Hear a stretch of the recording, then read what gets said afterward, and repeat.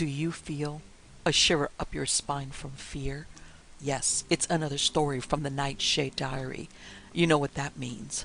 Check under the bed and make sure no one or nothing is there. Is the closet door securely shut? Then leave your disbelief behind. Amp up your imagination and hang on tight for another ride into terror and mystery. And like all good horror stories, just imagine it's a dark and stormy night. And remember, screaming like a little girl is permitted. Lord of the Dead by Robert E. Howard. The onslaught was as unexpected as a stroke of an unseen cobra. 1 second Steve Harrison was plodding profanely but prosaically through the darkness of the alley. The next he was fighting for his life with a snarling, mouthing fury that had fallen on him, talon and tooth. The thing was obviously a man, though in the first few seconds, Harrison doubted even this fact. The attacker's style of fighting was appallingly vicious and beast-like, even to Harrison, who was accustomed to the foul battling of the underworld. The detective felt the other's teeth in his flesh and yelped profanely. But there was a knife, too. It ribboned his coat and shirt and drew blood. And only blind chance that locked his fingers about a sinewy wrist kept the point from his vitals. It was dark as the back door of Erebus. Harrison saw his assailant only as a slightly darker chunk in the blackness. The muscles under his grasping fingers were taut and steely as piano wire, and there was a terrifying suppleness about the frame writhing against his which filled Harrison with panic. The big detective had seldom met a man his equal in strength. This denizen of the dark not only was as strong as he, but was lither and quicker and tougher than a civilized man ought to be. They rolled over into the mud of the alley, biting, kicking, and slugging, and though the unseen enemy grunted each time one of Harrison's maul-like fists thudded against him, he showed no signs of weakening. His wrist was like a woven mass of steel wires, threatening momentarily to writhe out of Harrison's clutch. His flesh crawling with fear of the cold steel, the detective grasped that wrist with both his own hands and tried to break it. A bloodthirsty howl acknowledged his futile attempt, and a voice, which had been mouthing in an unknown tongue, hissed in Harrison's ear. "Dog, you shall die in the mud, as I died in the sand. You gave my body to the vultures. I give yours to the rats of the alley." A grimy thumb was feeling for Harrison's eye, and fired to desperation. The detective heaved his body backwards, bringing up his knee with bone-crushing force. The unknown gasped and rolled clear, squalling like a cat. Harrison staggered up, lost his balance, caromed against the wall. With a scream and a rush, the other was up and at him. Harrison heard the knife whistle and chunk into the wall beside him, and he lashed out blindly with all the power of his massive shoulders.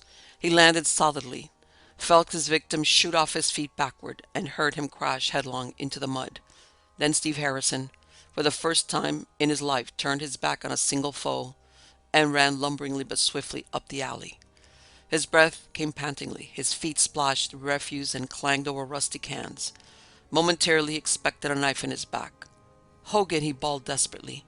Behind him sounded the quick and lethal pattern of flying feet. He catapulted out of the black alley, mouth head on into Patrolman Hogan, who had heard his urgent bellow and was coming on the run. The breath went out of the patrolman in an agonized gasp, and the two hit the sidewalk together. Harrison did not take time to rise.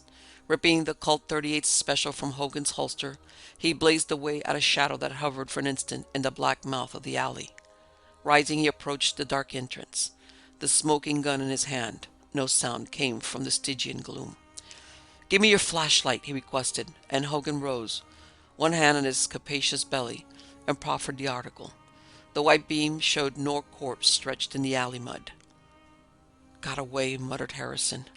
"Who?" demanded Hogan with some spleen. "What is this, anyway? I hear you bellowing, 'Hogan,' like the devil had you by the seat of the breeches, and the next thing you ran me like a charging bull. What—" "Shut up, and let's explore this alley," snapped Harrison. "I didn't mean to run into you. Something jumped me." "I'll say something did," But Droman surveyed his companion in the uncertain light of the distant corner lamp. Harrison's coat hung in ribbons.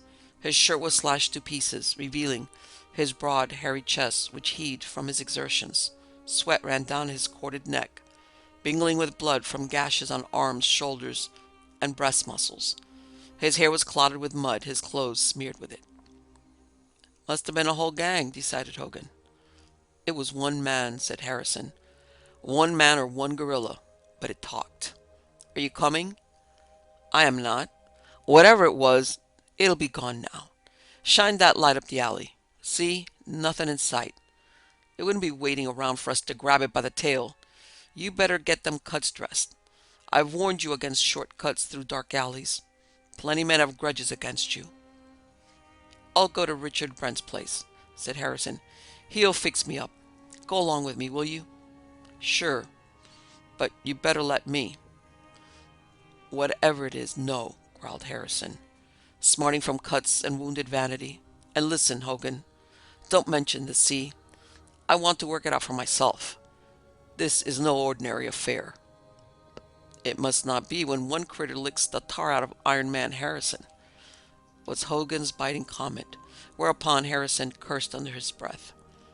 Richard Brent's house stood just off Hogan's beat, one lone bulwark of respectability in the gradually rising tide of deterioration which was engulfing the neighborhood, but of which Brent, absorbed in his studies, was scarcely aware.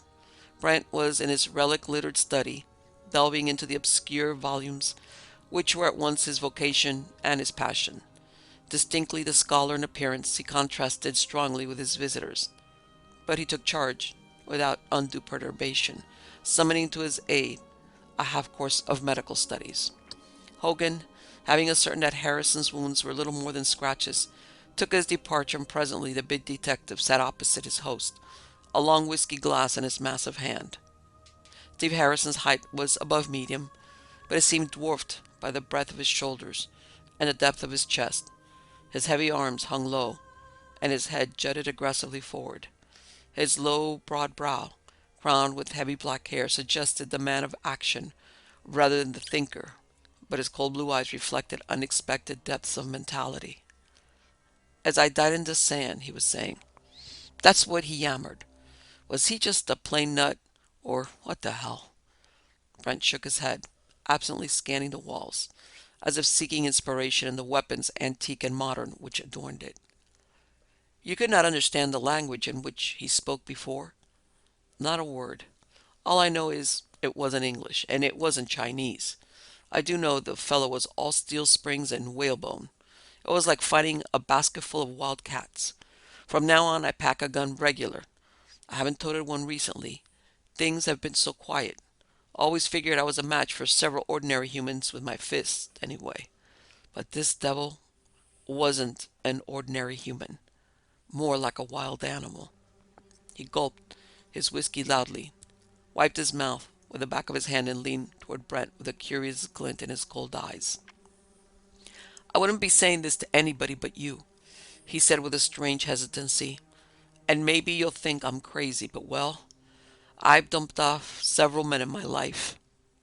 Do you suppose, well, the Chinese believe in vampires and ghouls and walking dead men?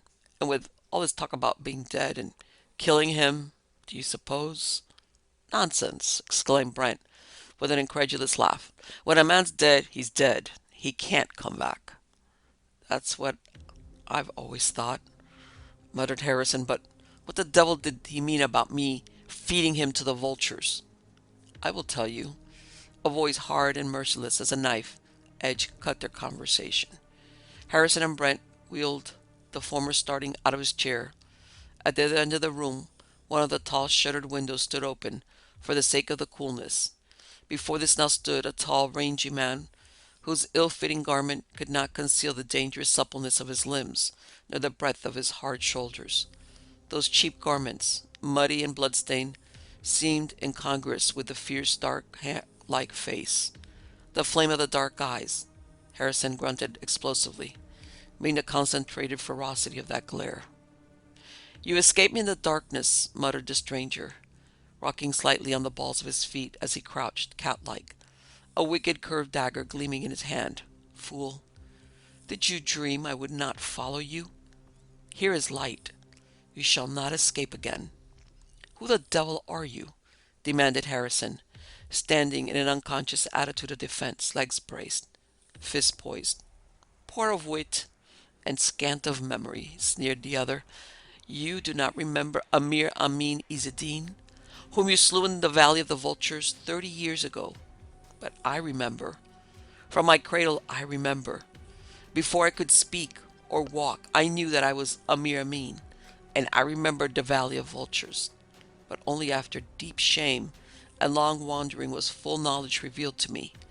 In the smoke of Shaitan I saw it. You have changed your garment of flesh, Ahmed Pasha, you Bedouin dog, but you cannot escape me by the golden calf. With a feline shriek, he ran forward, dagger on high. Harrison sprang aside, surprisingly quick for a man of his bulk, and ripped an archaic spear from the wall. With a wordless yell, like a war cry, he rushed, gripping it with both hands, like a bayonet. Amir Amin wheeled toward him lithely, swaying his pantherish body to avoid the onrushing point. Too late, Harrison realized his mistake, knew he would be spitted on the long knife as he plunged past the elusive Oriental. But he could not check his headlong impetus, and then Amir Amin's foot slipped on a sliding rug. The spearhead ripped through his muddy coat, plowed along his ribs, bringing a spurting stream of blood. Knocked off balance, he slashed wildly, and then Harrison's bull-like shoulder smashed into him, carrying them both to the floor. Amir Amin was up first, minus his knife. As he glared wildly about for it, Brent, temporarily stunned by the unaccustomed violence, went into action. From the racks on the wall, the scholar had taken a shotgun, and he wore a look of grim determination. As he lifted it, Amir Amin yelped and plunged recklessly through the nearest window. The crash of splintering glass mingled with the thunderous roar of the shotgun. Brent, rushing to the window, blinking in the powder fumes, saw a shadowy form dart across the shadowy lawn, under the trees, and vanish. He turned back into the room, where Harrison was rising, swearing luridly. Twice in a night is too danged much. Who is this nut, anyway? I never saw him before. A Druse, stuttered Brent. His accent, his mention of the golden calf, his hawk-like appearance.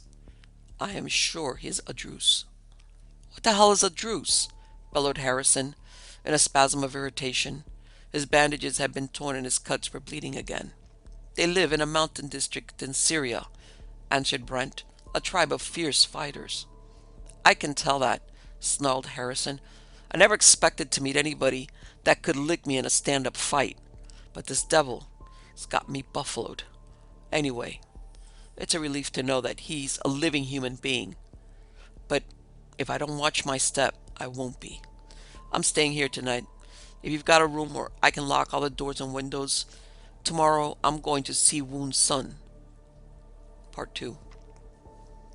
Few men ever traversed the modest curio shop that opened on dingy River Street and passed through the cryptic curtain-hung door at the rear of that shop, to be amazed at what lay beyond.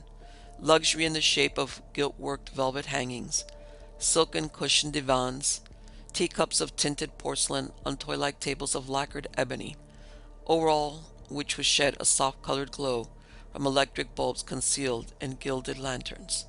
Steve Harrison's massive shoulders were as congruous among these exotic surroundings as Woon's son, short, sleek, clad in close-fitting black silk, was adapted to them.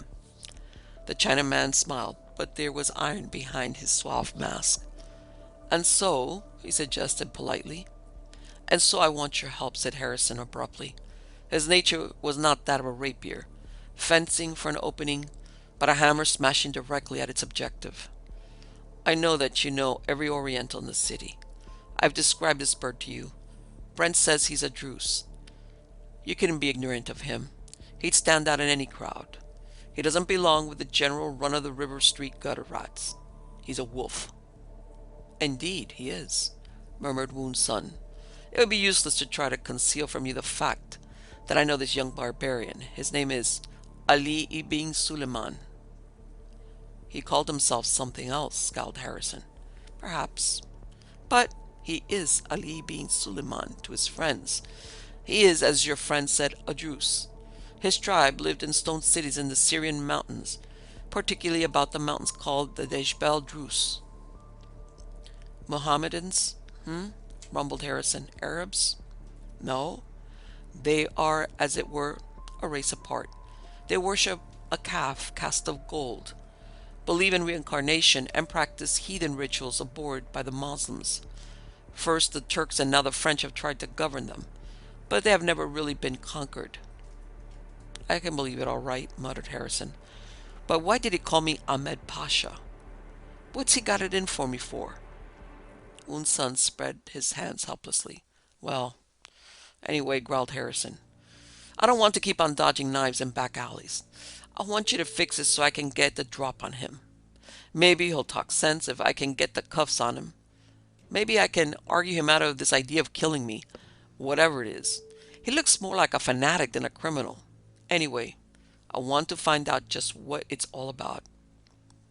What could I do? Murmured Woon's son, folding his hands on his round belly, malice gleaming from under his dropping lids.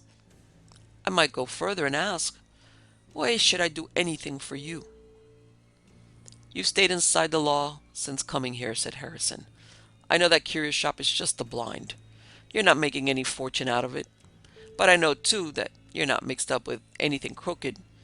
You had your dough when you came here, plenty of it, and how you got it is no concern of mine. But, son, Harrison leaned forward and lowered his voice, do you remember that young Eurasian Joseph La Tour? I was the first man to reach his body, the night he was killed in Osman Pasha's gambling den. I found a notebook on him, and I kept it. Son, your name was in that book. An electric silence impregnated the atmosphere. Son's smooth yellow features were mobile, but red points glimmered in the shoe-button blackness of his eyes. Latour must have been intending to blackmail you, said Harrison. He'd worked up a lot of interesting data. Reading that notebook, I found that your name wasn't always Woon's son. Found out where you got your money, too. The red points had faded in Woon's son's eyes. Those eyes seemed glazed. A greenish pallor overspread the yellow face. You've hidden yourself well, Woon's son, muttered the detective. But double-crossing your society and skipping with all their money was a dirty trick. If they ever find you, they'll feed you to the rats. I don't know, but it's my duty to write a letter to a mandarin in Canton named... Stop! The Chinaman's voice was unrecognizable. Say no more, for the love of Buddha. I will do as you ask. I have this Druse confidence and can arrange it easily. It is now scarcely dark. At midnight, be in the alley known to the Chinese of River Street as the Alley of Silence. You know the one I mean. Good. Wait in the nook made by the angle of the walls, near the end of the alley, and soon Ali ibn Suleyman will walk past it, ignorant of your presence. Then if you dare, you can arrest him. I've got a gun this time, grunted Harrison. Do this for me, and we'll forget about Latour's notebook. But no double-crossing. Or, you hold my life in your fingers, answered Woon's son. How can I double-cross you? Harrison grunted skeptically, but rose without further words, strode through the curtained door and through the shop, and let himself into the street. Woon's son watched inscrutably, the broad shoulders swinging aggressively through the swarms of stooped, hurrying Orientals, men and women, who thronged River Street at that hour. Then he locked the shop door and hurried back to the curtained entrance into the ornate chamber behind. And there he halted, staring. Smoke curled up in a blue spiral from a satin divan, and on that divan lounged a young woman, a slim, dark, supple creature, whose night-black hair, full red lips, and scintillant eyes hinted at blood more exotic than her costly garment suggested. Those red lips curled in malicious mockery, but the glitter of her dark eyes belied any suggestion of humor, however satirical, just as their vitality belied the languors expressed in the listlessly drooping hands that held the cigarette. Joan, the Chinaman's eyes narrowed to slits of suspicion. How did you get in here? Through that door over there, which opens on a passage, which in turns open on the alley that runs behind this building. Both doors were locked, but long ago I learned how to pick locks. But why? I saw the brave detective come here. I've been watching him for some time now, though he does not know it. The girl's vital eyes smoldered yet more deeply for an instant. Have you been listening outside the door? Demanded Woon's son, turning gray. I am no eavesdropper. I did not have to listen. I can guess why he came. And you promised to help him? I don't know what you're talking about, answered Woon's son, with a secret sigh of relief. You lie. The girl came tensely upright on the divan, her convulsive fingers crushing her cigarette, her beautiful face momentarily contorted. Then she regained control of herself in a cold resolution more dangerous than spitting fury. Woon's son, she said calmly, drawing a stubby black automatic from her mantle, how easily and with what goodwill could I kill you where you stand? But I do not wish to. We shall remain friends. See, I replaced the gun. But do not tempt me, my friend. Do not try to eject me, or to use violence with me. Here, sit down and take a cigarette. We will talk this over calmly. I do not know what you wish to talk over, said Woon's son, sinking down on the divan and mechanically taking the cigarette she offered, as if hypnotized by the glitter of her magnetic black eyes and the knowledge of the hidden pistol. All his oriental immobility could not conceal the fact that he feared this young pantheress more than he feared Harrison. The detective came here merely on a friendly call, he said. I have many friends among the police. If I were found murdered, they would go to much trouble to find and hang the guilty person. Who spoke of killing? Protested Joan, snapping a match on a pointed, henna-tinted nail and holding the tiny flame to Woon's son's cigarette. At the instant of contact, their faces were close together, and the Chinaman drew back from the strange intensity that burned in her dark eyes. Nervously, he drew on the cigarette, inhaling deeply. I have been your friend, he said. You should not come here threatening me with a pistol. I am a man of no small importance on River Street. You perhaps are not as secure as you suppose. The time may come when you will need a friend like me. He was suddenly aware that the girl was not answering him, or even heeding his words. Her own cigarette smoldered, unheeded in her fingers, and through the clouds of smoke her eyes burned at him with the terrible eagerness of a beast of prey. With a gasp he jerked the cigarette from his lips and held it to his nostrils. She-devil! It was a shriek of pure terror. Hurling the smoking stub from him, he lurched to his feet, where he swayed dizzily on legs suddenly grown numb and dead. His fingers groped toward the girl with strangling motions. Poison dope, the Black Lotus.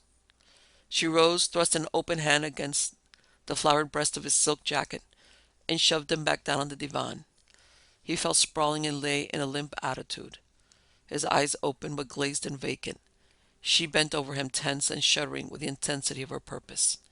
You are my slave, she hissed, as a hypnotizer impels his suggestion upon his subject. You have no will but my will. Your conscious brain is asleep, but your tongue is free to tell the truth. Only the truth remains in your drugged brain. Why did the detective Harrison come here? To learn of Ali ibn Suleyman, the Druse, muttered Woon's son in his own tongue, and a curious lifeless sing-song. You promised to betray the Druse to him? I promised, but I lied. The monotonous voice continued. The detective goes at midnight to the Alley of Silence, which is the gateway to the master. Many bodies have gone feet first through that gateway. It is the best place to dispose of his corpse. I will tell the master he came to spy upon him, and thus gain honor for myself, as well as ridding myself of an enemy. The white barbarian will stand in the nook between the walls, awaiting the juice as I bade him. He does not know that a trap can be opened in the angle of the walls behind him, and a hand strike with a hatchet. My secret will die with him. Apparently Joan was indifferent as to what the secret might be, since she questioned the drugged man no further, but the expression on her beautiful face was not pleasant. No, my yellow friend, she murmured. Let the white barbarian go to the Alley of Silence. Aye, but it is not a yellow belly who will come to him in the darkness. He shall have his desire. He shall meet Ali bin Suleyman, and after him the worms that writhe in darkness. Taking a tiny jade vial from her bosom, she poured wine from a porcelain jug into an amber goblet and shook into the liquor the contents of the vial. Then she put the goblet into Woon's son's limp fingers and sharply ordered him to drink, guiding the beaker to his lips. He gulped the wine mechanically and immediately slumped sideways on the divan and lay still. "You will wield no hatchet this night," she muttered. "When you awaken many hours from now, my desire will have been accomplished, and you will need fear Harrison no longer. Either whatever may be his hold upon you." She seemed struck by a sudden thought, and halted as she was turning toward the door that opened on the corridor. "Not as secure as I supposed," she muttered half aloud. What could he have meant by that? A shadow? Almost of apprehension crossed her face. Then she shrugged her shoulders. Too late to make him tell me now. No matter. The master does not suspect. And what if he did? He's no master of mine. I waste too much time. She stepped into the corridor, closing the door behind her. Then when she turned, she stopped short. Before her stood three grim figures, tall, gaunt, black-robed, their shaven, vulture-like heads nodding in the dim light of the corridor. That instant, frozen with awful certainty, she forgot the gun in her bosom. Her mouth opened for a scream which died in a gurgle as a bony hand was clapped over her lips. Part 3. The alley, nameless to white men but known to the teeming swarms of River Street as the Alley of Silence, was as devious and cryptic as the characteristics of the race which frequented it. It did not run straight but slanting unobtrusively off River Street, wound through a maze of tall, gloomy structures which, to outward seeming at least, were tenements and warehouses, and crumbling, forgotten buildings, apparently occupied only by rats, where boarded-up windows stared blankly. As River Street was the heart of the Oriental Quarter, so the Alley of Silence was the heart of River Street, though apparently empty and deserted. At least, that was Steve Harrison's idea, though he could give no definite reason why he ascribed so much importance to a dark, dirty, crooked alley that seemed to go nowhere. The men at headquarters twitted him, telling him that he had worked so much down in the twisty maze of rat-haunted River Street that he was getting a Chinese twist in his mind. He thought of this as he crouched impatiently in the angle formed in the last crook of that unsavory alley. That it was past midnight he knew from a stealthy glance at the luminous figure on his watch. Only the scurrying of rats broke the silence. He was well hidden in a cleft formed by two jutting walls, whose slanting planes came together to form a triangle opening on the alley. Alley architecture was as crazy as some of the tales which crept forth from its dank blankness. A few paces further on the alley ended abruptly at the cliff-like blankness of a wall, in which showed no windows and only a boarded-up door. This Harrison knew only by a vague luminance which filtered grayly into the alley from above. Shadows lurked along the angles darker than the Stygian pits, and the boarded-up door was only a vague splotch in the sheer of the wall. An empty warehouse, Harrison supposed, abandoned and rotting through the years, probably affronted on the bank of the river, ledged by crumbling wharfs, forgotten and unused in the years since the river trade and activity had shifted into a newer part of the city. He wondered if he had been seen ducking into the alley. He had not turned directly off River Street, with slinking furtive shapes that drifted silently past all night long. He had come in from a wandering side street, working his way between leaning walls and jutting corners, until he came out into the dark winding alley. He had not worked the Oriental Quarter for so long, not to have absorbed some of the stealth and wariness of its inhabitants. But midnight was past, and no sign of the man he hunted. Then he stiffened. Someone was coming up the alley, but the gait was a shuffling step, not the sort he would have connected with a man like Ali bin Suleyman. A tall, stooped figure loomed vaguely in the gloom and shuffled on past the detective's covert. His trained eye, even in the dimness, told Harrison that the man was not the one he sought. The unknown went straight to the blank door and knocked 3 times, with a long interval between the raps. Abruptly, a red disc glowed in the door. Words were hissed in Chinese. The man on the outside replied in the same tongue, and his words came clearly to the tense detective. Erlik Khan. Then the door unexpectedly opened inward, and he passed through, illumined briefly in the reddish light which streamed through the opening. Then darkness followed the closing of the door, and silence reigned again in the alley of its name. But crouching in the shadowed angle, Harrison felt his heart pound against his ribs. He had recognized the fellow who passed through the door as a Chinese killer with a price on his head.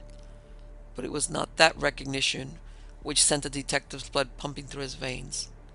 It was the password muttered by the evil-visaged visitant. Erlik Khan? It was like the materialization of a dim nightmare dream, like the confirmation of an evil legend. For more than a year, rumors had crept snakily out of the black alleys and crumbling doorways behind which the mysterious yellow people moved phantom-like and inscrutable. Scarcely rumors, either. That was a term too concrete and definite to be applied to the maunderings of dope fiends, the ravings of madmen, the whimpers of dying men, disconnected whispers that died on the midnight wind. Yet through these disjointed mutterings had wound a dread name, fearsomely repeated in shuddering whispers, Erlik Khan. It was a phrase always coupled with dark deeds. It was like a black wind moaning through midnight streets, a hint, a breath, a myth that no man could deny or affirm. None knew if it were the name of a man, a cult, a course of action, a curse, or a dream. Through its association, it became a slogan of dread, a whisper of black water lapping at rotten piles, of blood dripping on slimy stones, of death whimpers in dark corners, of stealthy feet shuffling through the haunted midnight to unknown dooms. The men at headquarters had laughed at Harrison when he swore that he sensed a connection between various scattered crimes. They had told him, as usual, they had worked too long among the labyrinths of the Oriental District. But that very fact made him more sensitive to furtive and subtle impressions than were his mates, and at times he had seemed almost to sense a vague and monstrous shape that moved behind a web of illusion. And now, like the hiss of an unseen serpent in the dark, had come to him at least as much concrete assurance as was contained in the whispered words, Erlik Khan. Harrison stepped from his nook and went swiftly toward the boarded door. His feud with Ali bin Suleyman was pushed into the background. The big dick was an opportunist. When chance presented itself, he seized it first and made plans later, and his instinct told him that he was on the threshold of something big. A slow, almost imperceptible drizzle had begun. Overhead, between the towering black walls, he got a glimpse of thick gray clouds. Hanging so low they seemed to merge with the lofty roofs, dulling, reflecting the glow of the city, myriad lights. The rumble of distant traffic came to his ears faintly and far away. His environs seemed curiously strange, alien, and aloof. He might have been stealing through the gloom of Canton, or forbidden Peking, or of Babylon, or Egyptian Memphis. Halting before the door, he ran his hands lightly over it, and over the boards which apparently sealed it, and he discovered that some of the bolt heads were false. It was an ingenious trick to make the door appear inaccessible to the casual glance. Setting his teeth, with a feeling as of taking a blind plunge in the dark, Harrison rapped 3 times, as he had heard the killer Fang Yim rap. Almost instantly, a round hole opened in the door, level with his face, and framed dimly in a red glow, he glimpsed a yellow mongoloid visage. Sibilant Chinese hissed at him. Harrison's hat was pulled over his eyes, and his coat collar, turned up against the drizzle, concealed the lower part of his features. That the disguise was not needed. The man inside the door was no one Harrison had ever seen. Erlik Khan, muttered the detective. No suspicion shadowed the slant eyes. Evidently, white men had passed through that door before. It swung inward, and Harrison slouched through, shoulders hunched, hands thrust deep in his coat pocket, the very picture of a waterfront hoodlum. He heard the door close behind him and found himself in a small square chamber at the end of a narrow corridor. He noted that the door was furnished with a great steel bar which the Chinaman was now lowering into place in the heavy iron sockets set on each side of the portal, and the hole in the center was covered by a steel disc, working on a hinge. Outside was a squatting cushion beside the door for the doorman. The chamber was without furnishings. All this Harrison's trained eye took in at a glance as he slouched across the chamber. He felt that he would not be expected, as a denizen of whatever resort the place proved to be, to remain long in the room. A small red lantern swinging from the ceiling lighted the chamber, but the corridor seemed to be without limitation, save such as was furnished by the aforesaid lantern. Harrison slouched on down the shabby corridor, giving no evidence of the tensity of his nerves. He noted with sidelong glances the firmness and newness of the walls. Obviously, a great deal of work had recently been done on the interior of this supposedly deserted building. Like the alley outside, the corridor did not run straight. Ahead of him, it bent at an angle, around which shone a mellow stream of light, and beyond this bend Harrison heard a light padding step approaching. He grabbed at the nearest door, which opened silently under his hand and closed as silently behind him. In pitch darkness he stumbled over steps, nearly falling, catching at the wall, and cursing the noise he made. He heard the padding step halt outside the door. Then a hand pushed against it, but Harrison had his forearm and elbow braced against the panel. His groping fingers found a bolt and he slid it home, wincing at the faint scraping it made. A voice hissed something in Chinese, but Harrison made no answer. Turning, he groped his way hurriedly down the stairs. Presently his feet struck a level floor, and in another instant he bumped into a door. He had a flashlight in his pocket, but he dared not use it. He fumbled at the door and found it unlocked. The edges, all in jams, seemed to be padded. The walls, too, seemed to be specially treated beneath his sensitive fingers. He wondered with a shiver what cries and noises those walls and padded doors were devised to drown. Shoving open the door, he blinked in a flood of soft reddish light and drew his gun in a panic. But no shots or shouts greeted him. As his eyes became accustomed to the light, he saw he was looking into a great basement-like room, empty except for 3 huge packing cases. There were doors at either end of the room and along the sides, but they were all closed. Evidently he was some distance under the ground. He approached the packing cases, which had apparently but recently been opened, their contents not yet removed. The boards of the lids lay on the floor beside them, with wads of excelsior and tow packing. Booze, he muttered to himself. Dope? Smugglers? He scowled down into the nearest case. A single layer of tow sacking covered the contents, and he frowned in puzzlement at the outlines under that sacking. Then suddenly, with his skin crawling, he snatched at the sacking and pulled it away, and recoiled, choking in horror. 3 yellow faces, frozen and immobile, stared sightlessly up at the swinging lamp. There seemed to be another layer underneath. Gagging and sweating, Harrison went about his grisly task of verifying what he could scarcely believe, and then he mopped away the beads of perspiration. 3 packing cases full of dead Chinamen, he whispered shakily. 18 yellow stiffs. Great cats. Talk about wholesale murder. I thought I'd bumped into so many hellish sights that nothing could upset me, but this is piling it on too thick. It was the stealthy opening of a door which roused him from his morbid meditations. He wheeled, galvanized. Before him crouched a monstrous and brutish shape, like a creature out of a nightmare. The detective had a glimpse of a massive, half-naked torso, a bullet-like shaven head, split by a toothy and slavering grin. Then the brute was upon him. Harrison was no gunman. All his instincts were of the strong-arm variety. Instead of drawing his gun, he dashed his right molar into that toothy grin, and was rewarded by a jet of blood. The creature's head snapped back at an agonized angle, but his bony fingers had locked on the detective's lapels. Harrison drove his left wrist deep into his assailant's midriff, causing a green tint to overspread the coppery face. But the fellow hung on, and with a wrench pulled Harrison's coat down over his shoulders.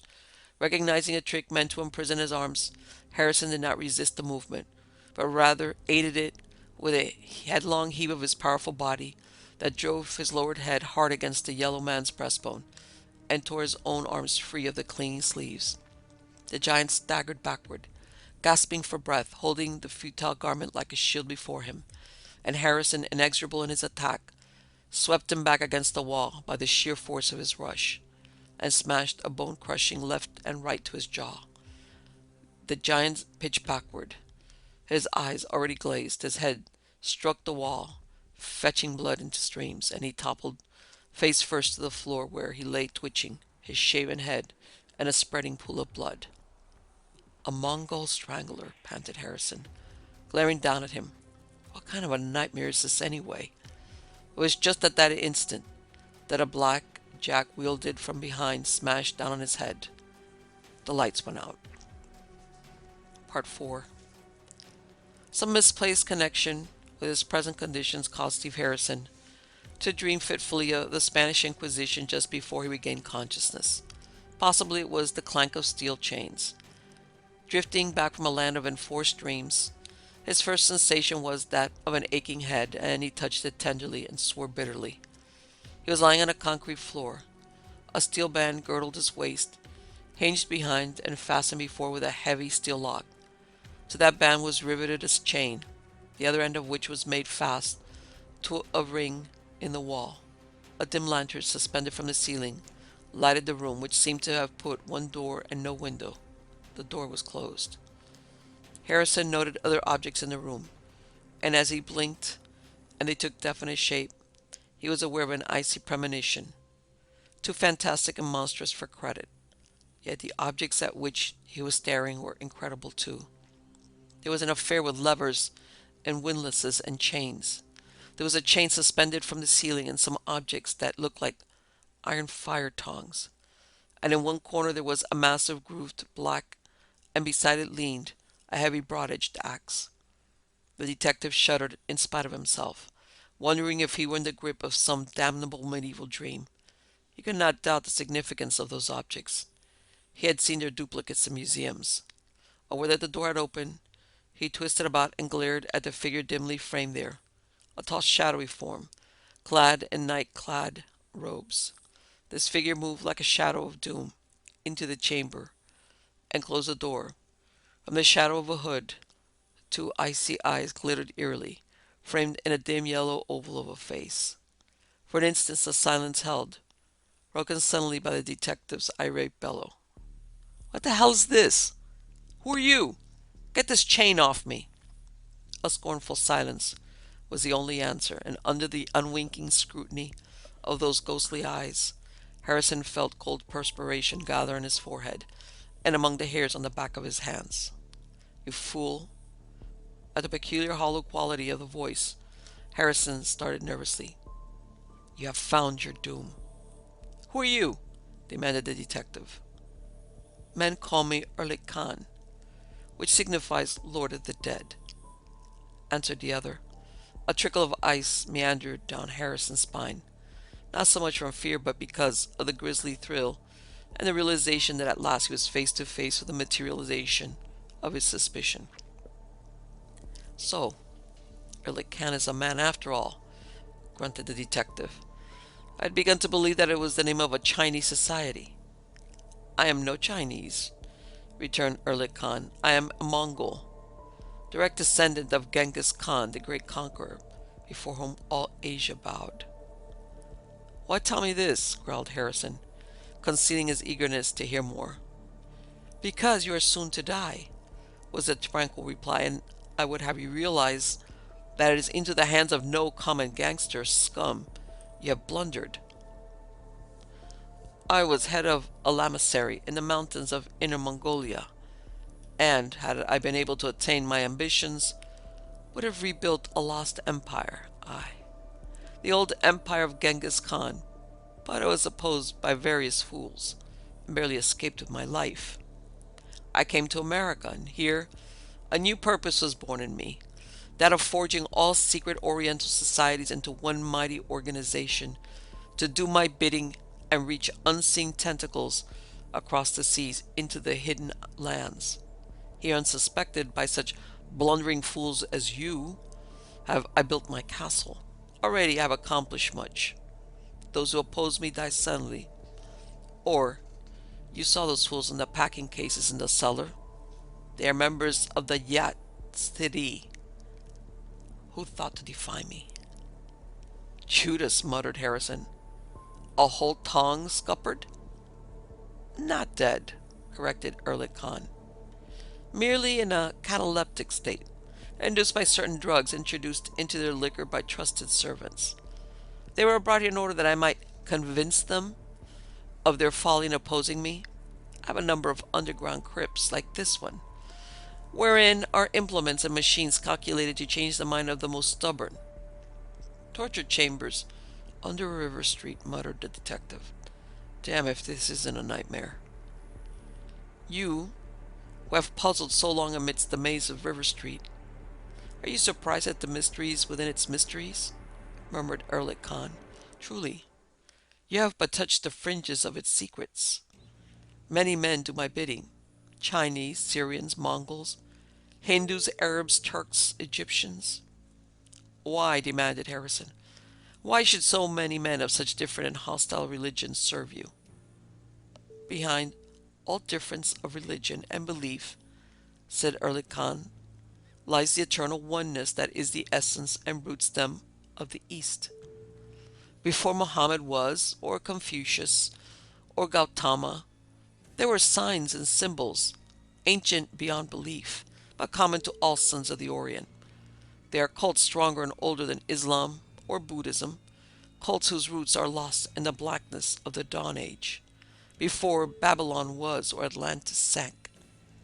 To an adept, these young religions and beliefs are but new cloaks, masking the reality beneath. Even to a dead man, I can say no more. Suffice to say that I, whom men call Erlik Khan, have power above and behind the powers of Islam or of Buddha. Harrison lay silent, meditating over the Mongol's word, and presently the latter resumed. You have but yourself to blame for your plight. I am convinced that you did not come here tonight to spy upon me, poor blundering barbarian fool, who did not even guess my existence. I have learned that you came in your crude way, expecting to trap a servant of mine, the Druse Ali bin Suleyman. You sent him to kill me? Growled Harrison. A scornful laugh put his teeth on edge. Do you fancy yourself so important? I would not turn aside to crush a blind worm. Another put the Druse on your trail. A deluded person. A miserable, egotistic fool who even now is paying the price of folly. Ali bin Suleyman is, like many of my henchmen, an outcast from his people, his life forfeit. Of all virtues, the Druse is most greatly esteemed the elementary one of physical courage. When a Druse shows cowardice, none taunts him. But when the warriors gather to drink coffee, someone spills a cup of his Abba. That is his death sentence. At the first opportunity, he is obliged to go forth and die as heroically as possible. Ali ibn Suleyman failed on a mission where success was impossible.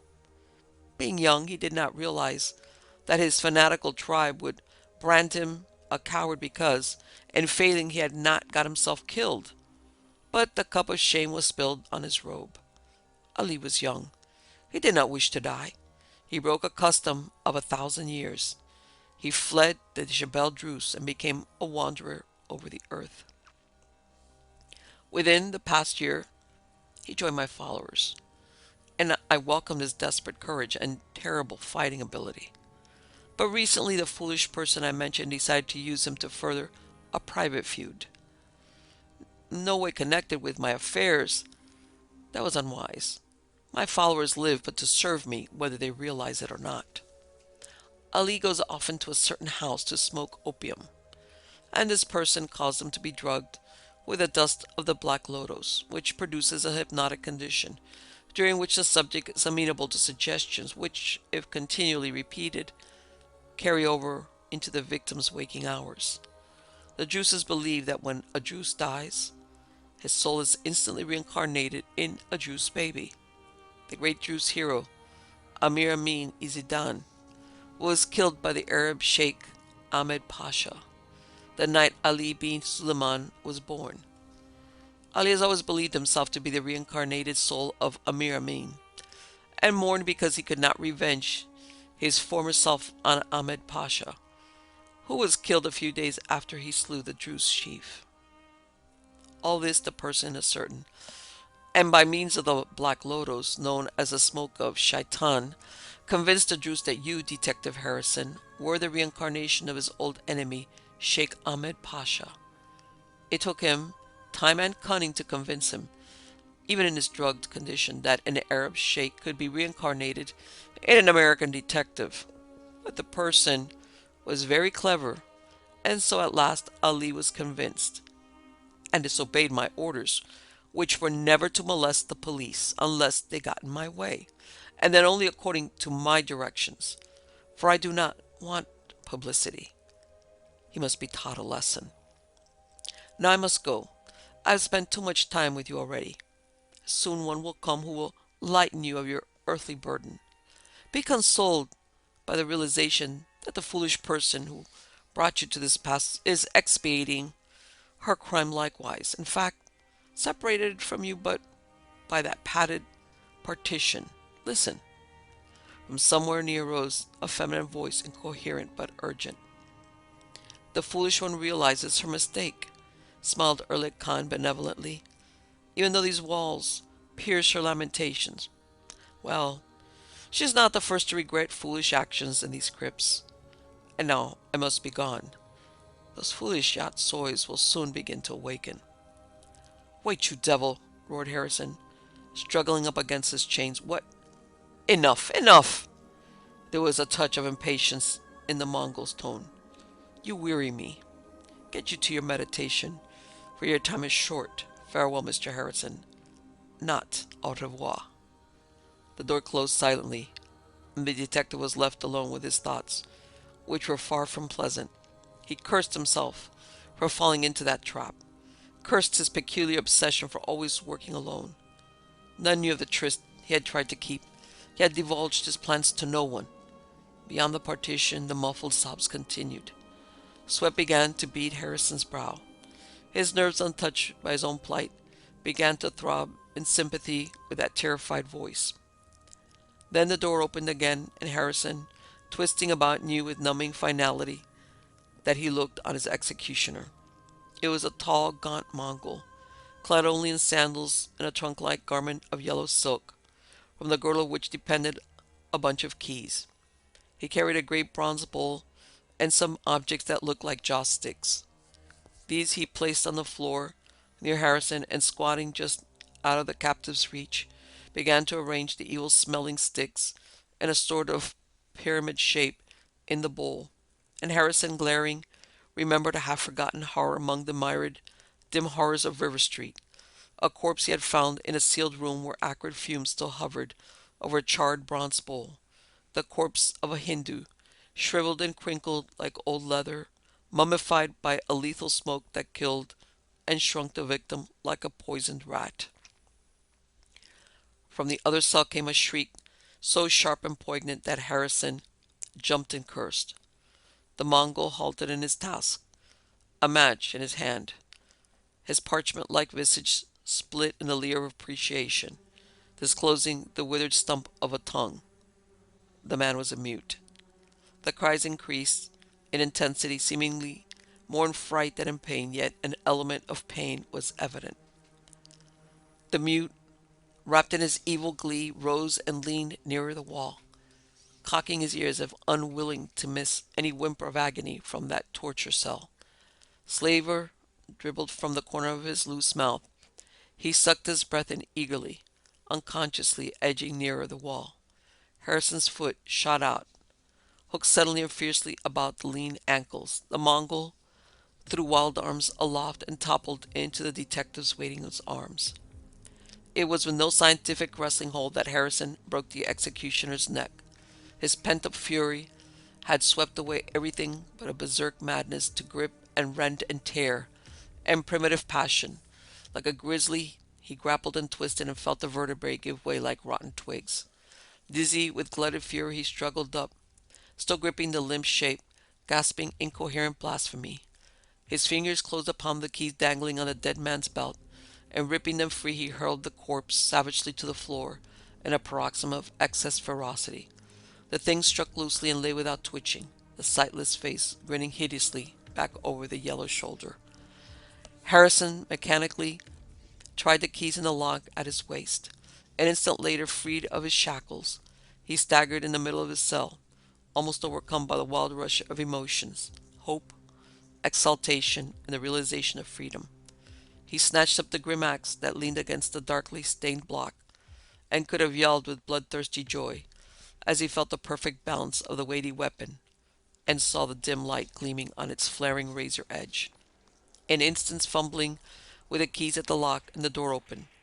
He looked out into a narrow corridor, dimly lit, lined with closed doors. From one next to his, the distressing cries were coming, muffled by the padded door and the specially treated walls. In his berserk wrath, he wasted no time in trying his keys on that door. Heaving up the sturdy axe with both hands, he swung it crashing against the panels, heedless of the noise, mindful only of his frenzied urge to violent action. On his flailing strokes, the door burst inward, and through its splintered ruins he lunged, eyes glaring, lips snarl. He had come into a cell much like the one he had just quitted. There was a rack, a veritable medieval devil machine, and in its cruel grip writhed the pitiful white figure, a girl clad only in a scanty chemise. A gaunt Mongol bent over the handles, turning them slowly. Another was engaged in heating a pointed iron over a small brazier. This he saw at a glance as the girl rolled her head toward him and cried out in agony. Then the Mongol with the iron ran at him silently, the glowing white-hot steel thrust forward like a spear. In the grip of red fury, though he was, Harrison did not lose his head. A wolfish grin twisting his thin lips, he sidestepped and split the torturer's head like a melon. Then, as the corpse tumbled down, spilling blood and brains, he wheeled cat-like to meet the onslaught of the other. The attack of this one was silent as that of the other. They too were mutes. He did not lunge in so recklessly as his mate, but his caution availed him little as Harrison swung his dripping axe. The Mongol threw up his left arm, and the curved edge sheared through muscle and bone, leaving the limbs hanging by a shred of flesh. Like a dying panther, the torturer sprang in turn, driving in his knife with the fury of desperation. At the same instant, the bloody axe flailed down. The thrusting knife point tore through Harrison's shirt, plowed through the flesh over his breastbone, and as he flinched involuntarily, the axe turned in his hand and struck flat, crushing the Mongol's skull like an eggshell. Swearing like a pirate, the detective wheeled this way and that, glaring for new foes. Then he remembered the girl on the rack, and then he recognized her at last. Joan La Tour. What in the name? "Let me go," she wailed. "Oh, for God's sake, let me go." The mechanism of the devilish machine balked him, but he saw that she was tied by heavy cords on wrists and ankles, and cutting them, he lifted her free.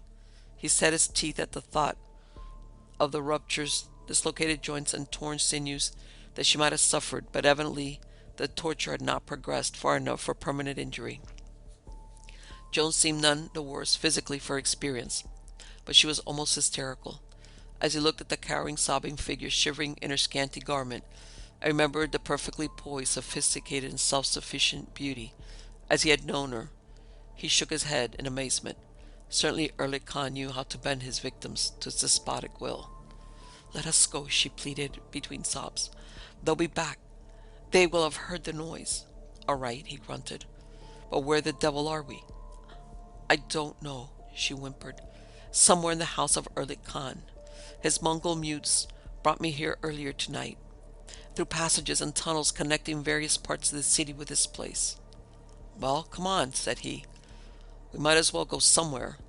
Taking her hand, he led her out into the corridor, and glaring about uncertainly, he spied a narrow stair winding upward. Up this they went, to be halted soon by a padded door, which was not locked. This he closed behind him and tried to lock, but without success. None of his keys would fit the lock. "I don't know whether a racket was heard or not," he grunted, "unless somebody was nearby. This building is fixed to drown noises. We're in some sort of the basement, I reckon." "Well, never get out alive," whimpered the girl. You're wounded. I saw blood on your shirt. Nothing but a scratch, grunted the big detective, stealthily investigating with his fingers the ugly ragged gash that was soaking his torn shirt and waistband with steadily seeping blood. Now that his fury was beginning to cool, he felt the pain of it. Abandoning the door, he groped upward in thick darkness, guiding the girl of whose presence he was aware only by the contact of a soft little hand trembling in his. Then he heard her sobbing convulsively. This is all my fault. I got you into this. The Druse Ali bin Suleyman. I know, he grunted. Erlik Khan told me. I never suspected that you were the one who put this crazy heathen up to this knifing me. Was Erlik Khan lying?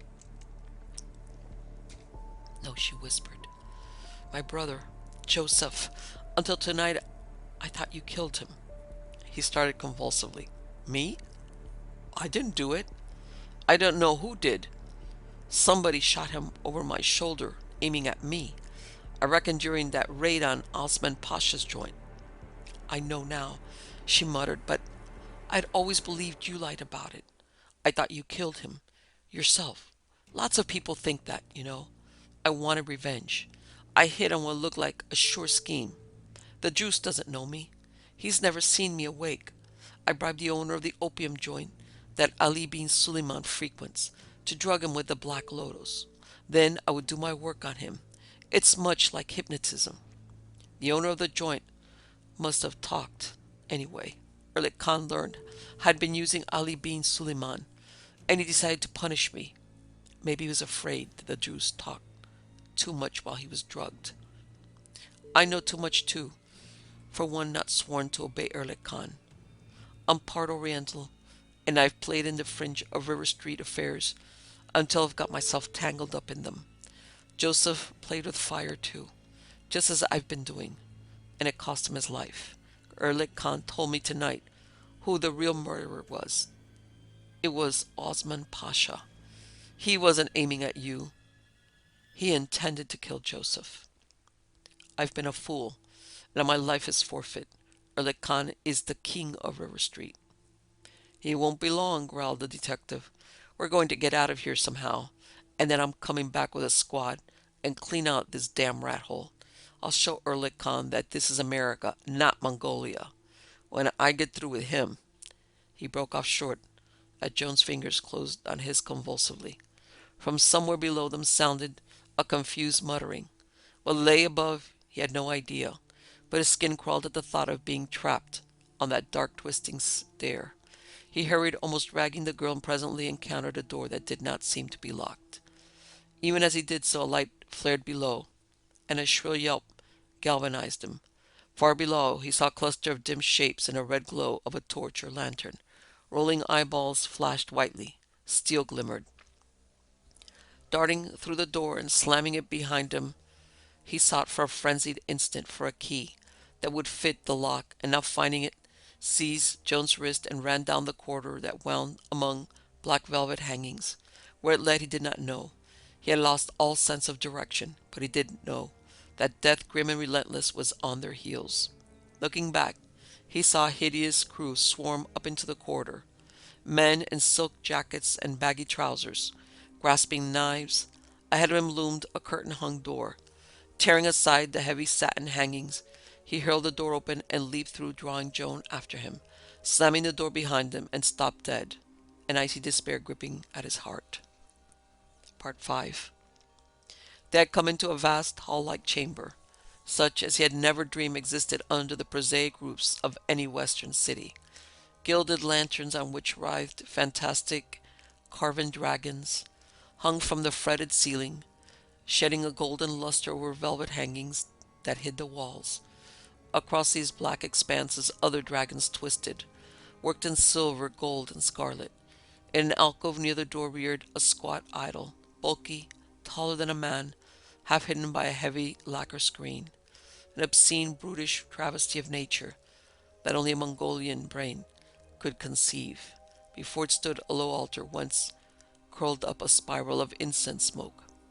But Harrison at the moment gave little heed to the idol. His attention was riveted on the robed and hooded form which sat cross-legged on a velvet divan, at the other end of the hall. They had blundered full into the web of the spider. About Erlik Khan, in subordinate attitude, sat a group of Orientals, Chinese, Syrians, and Turks. The paralysis of surprise that held both groups was broken by a peculiarly menacing cry from Erlik Khan, who reared erect, his hands flying to his girdle.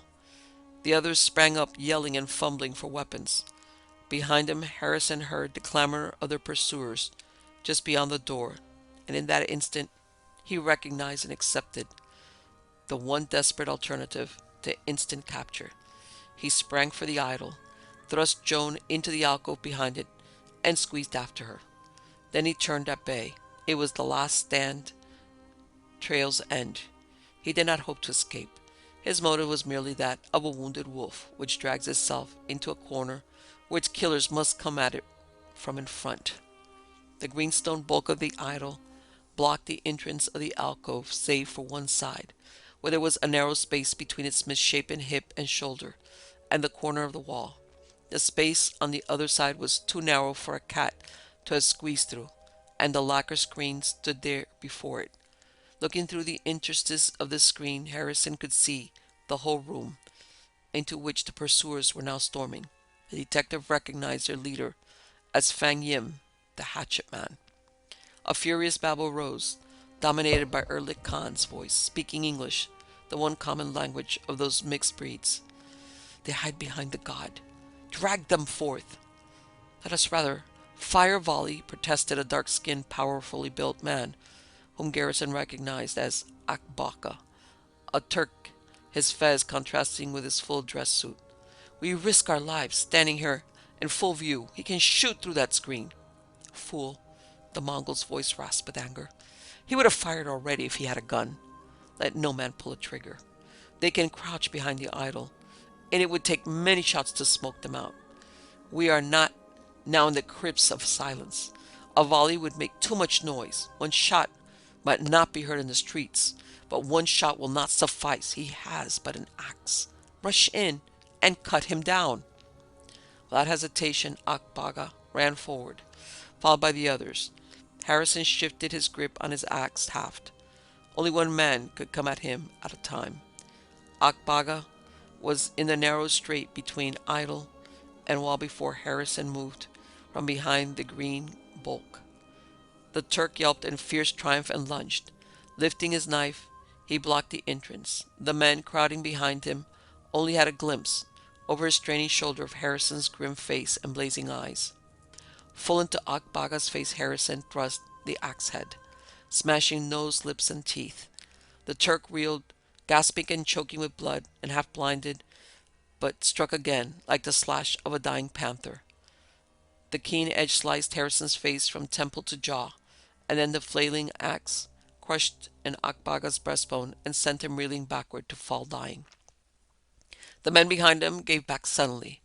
Harrison, bleeding like a stuck hog, again drew back behind the idol.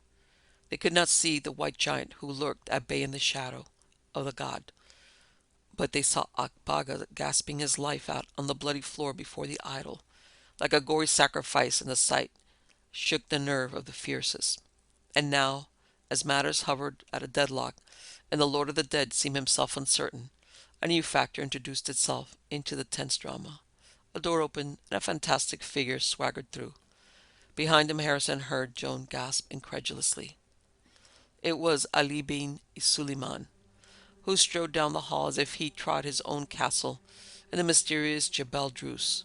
No longer the garments of Western civilization clothed him. On his head he wore a silken kaffian, bound about the temples with a broad gilded band. Beneath his voluminous girdled abba showed silver-heeled boots, ornately stitched. His eyelids were painted with kohl, causing his eyes to glitter even more lethally than ordinarily. In his hand was a long curved scimitar. Harrison mopped the blood from his face and shrugged his shoulders. Nothing in the house of Erlik Khan could surprise him any more, not even this picturesque shape which might have just swaggered out of an opium dream of the East. The attention of all was centered on the Druse as he strode down the hall, looking even bigger and more formidable in his native costume than he had in Western garments. He showed no more awe of the Lord of the Dead than he showed of Harrison. He halted directly in front of Erlik Khan and spoke without meekness. Why was it not told me that mine enemy was a prisoner in the house? He demanded in English, evidently the one language he knew in common with the Mongol. You were not here, Erlik Khan answered brusquely, evidently liking little the Druse's manner. Nay, I but recently returned and learned that the dog who was once Ahmed Pasha stood at bay in this chamber. I've donned my proper garb for this occasion. Turning his back full on the Lord of the Dead, Ali bin Suleyman strode before the idol. O infidel, he called, come forth and meet my steel, instead of the dog's death which is your due. I offer you honorable battle, your axe against my sword. Come forth ere I hail you thence by your beard. I haven't any beard, grunted the detective. Come in and get me. Nay, scowled Ali bin Suleyman. When you were Ahmed Pasha, you were a man. Come forth, where we can have room to wield our weapons. If you slay me, you shall go free. I swear by the golden calf. Could I dare trust him, muttered Harrison. A Druse keeps his word, whispered Joan. But there is Erlik Khan. Who are you to make promises? Called Harrison. Erlik Khan is master here. Not in the matter of my private feud, was the arrogant reply. I swear by my honor that no hand but mine shall be lifted against you, and that if you slay me, you will go free. Is it not so, Erlik Khan? Let it be as you wish, answered the Mongol, spreading his hands in a gesture of resignation. Joan grasped Harrison's arm convulsively, whispering urgently, don't trust him. He won't keep his word. He'll betray you and Ali both. He's never intended that the Druse should kill you. It's his way of punishing Ali, by having someone else kill you. Don't. We're finished anyway, muttered Harrison, shaking the sweat and blood out of his eyes. I might as well take the chance. If I don't, they'll rush us again, and I'm bleeding, so that I'll soon be too weak to fight. Watch your chance, girl, and try to get away while everybody's watching Ali and me. Aloud he called, I have a woman here, Ali. Let her go before we start fighting. To summon the police to your rescue? Demanded Ali. No. She stands or falls with you. Will you come forth? I'm coming, gritted Harrison. Grasping his axe, he moved out of the alcove, a grim and ghastly figure, blood masking his face and soaking his torn garments. He saw Ali ibn Suleyman gliding toward him, half crouching, the scimitar in his hand, a broad curved glimmer of blue light. He lifted his axe, fighting down a sudden movement of weakness. There came a muffled, dull report, and at the same instant he felt a paralyzing impact against his head. He was not aware of falling, but realized that he was lying on the floor, conscious but unable to speak or move. A wild cry rang in his dulled ears, and Joan La Tour, a flying white figure, threw herself down beside him, her fingers frantically fluttering over him. Oh, you dogs, she was sobbing. You've killed him. She lifted her head to scream. Where is your honor now, Ali bin Suleyman? From where he lay, Harrison could see Ali standing over him, scimitar still poised, eyes flaring, mouth gaping, an image of horror and surprise. And beyond the Druse, the detective saw the silent group clustered about Erlik Khan, and Fang Yim was holding an automatic with a strangely misshapen barrel, a Maxim silencer. One muffled shot would not be noticed from the street. A fierce and frantic cry burst from Ali ibn Suleyman. My honor, my pledged word, my oath on the golden calf, you have broken it. You have shamed me to an infidel. You robbed me both of vengeance and honor. Am I a dog to be dealt with thus? Ya Maruf? His voice soared to a feline screech, and wheeling, he moved like a blinding burl of light. Fang Yim's scream cut short horribly in a ghostly gurgle, as a scimitar cut the air in a blue flame. The Chinaman's head shot from his shoulders on a jetting fountain of blood and thudded on the floor, grinning awfully in the golden light. With a yell of terrible exultation, Ali bin Suleyman leapt straight toward the hooded shape on the divan. Fezzed and turbaned figures ran in between. Steel flashed, showering sparks. Blood spurted and men screamed. Harrison saw the Druse scimitar flame bluely through the lamplight, full on Erlik Khan's coiffed head. The hood fell in halves, and the Lord of the Dead rolled to the floor, his fingers convulsively clenching and unclenching. The others swarmed about the maddened Druse, hacking and stabbing. The figure in the wide-sleeved abba was the center of a score of licking blades, of a gasping, blaspheming, clutching knot of straining bodies. And still the dripping scimitar flashed and flamed, shearing through flesh, sinew, and bone, while under the stamping feet of the living rolled mutilated corpses. Under the impact of struggling bodies, the altar was overthrown, the smoldering incense scattered over the rugs. The next instant flame was licking at the hangings. With a rising roar and a rush, the fire enveloped one whole side of the room. But the battlers heeded it not. Harrison was aware that someone was pulling and tugging at him, someone who sobbed and gasped but did not slacken their effort. A pair of slender hands were locked in his tattered shirt, and he was being dragged bodily through billowing smoke that blinded and half strangled him. The tugging hands grew weaker, but did not release their hold as their owner fought on in a heartbreaking struggle. Then suddenly the detective felt a rush of clean wind and was aware of a concrete instead of carpeted wood under his shoulders. He was lying in a slow drizzle on a sidewalk, while above him towered a wall reddened in a mounting glare. On the other side loomed broken docks, and beyond them the lurid glow was reflected on water. He heard the scream of fire sirens and felt the gathering of a chattering, shouting crowd about him. Life and movement slowly seeping back into his numb veins. He lifted his head feebly and saw Joan La Tour crouched beside him, oblivious to the rain as to her scanty attire. Tears were streaming down her face, and she cried out as she saw him move. "Oh, you're not dead. I felt life in you, but I dared not let them know." "Just creased my scalp," he mumbled thickly. "Knocked me out for a few minutes. Seen it happen that way before. You dragged me out. While they were fighting, I thought I'd never find an outer door. Here come the firemen at last." "The Yatsois," he gasped, trying to rise. 18 Chinamen in that basement, my God. They'll be roasted." "We cannot help it," panted Joan La Tour. "We were fortunate to save ourselves." The crowd surged back, yelling as the roof began to cave in, showering sparks, and through the crumbling walls, by some miracle, reeled an awful figure, Ali bin Suleyman. His clothing hung in smoldering bloody ribbons, revealing the ghastly wounds beneath. He had been slashed almost to pieces. His headcloth was gone, his hair crisped, his skin singed and blackened where it was not blood marred. His scimitar was gone, and blood streamed down his arm over the fingers that gripped a dripping dagger. "Aye," he cried in a ghastly croak. "I see you, Ahmed Pasha. Through the fire and mist you live in spite of Mongol treachery. That is well. Only by the hand of Ali bin Suleyman, who was Amir Amin Izzedin, shall you die. I have washed my honor in blood, and it is spotless. I am a son of Maruf, of the mountain of sanctuary. When my sword is rusty, I make it bright, with the blood of my enemies."